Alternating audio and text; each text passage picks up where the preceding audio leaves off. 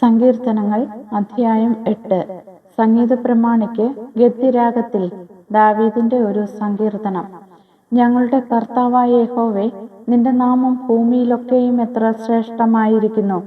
നീ ആകാശത്തിൽ നിന്റെ തേജസ് വച്ചിരിക്കുന്നു. നിന്റെ വൈരികൾ നിമിത്തം ശത്രുവിനെയും പകയനെയും മിണ്ടാതെയാക്കുവാൻ തന്നെ. നീ ശിശുക്കളുടെയും മുല കുടിക്കുന്നവരുടെയും വായിൽ നിന്ന് ബലം നിയമിച്ചിരിക്കുന്നു. നിന്റെ വിരലുകളുടെ പണിയായ ആകാശത്തെയും നീ ഉണ്ടാക്കിയ ചന്ദ്രനെയും നക്ഷത്രങ്ങളെയും നോക്കുമ്പോൾ മർത്യനെ നീ ഓർക്കേണ്ടതിന് അവൻ എന്ത്? മനുഷ്യപുത്രനെ സന്ദർശിക്കേണ്ടതിന് അവൻ എന്തുമാത്രം?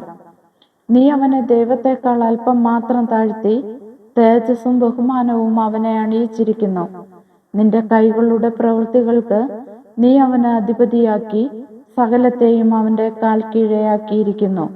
ആടുകളെയും കാളകളെയുമെല്ലാം, കാട്ടിലെ മൃഗങ്ങളെയൊക്കെയും, ആകാശത്തിലെ പക്ഷികളെയും സമുദ്രത്തിലെ മത്സ്യങ്ങളെയും സമുദ്രമാർഗങ്ങളിൽ സഞ്ചരിക്കുന്ന സകലത്തെയും തന്നെ.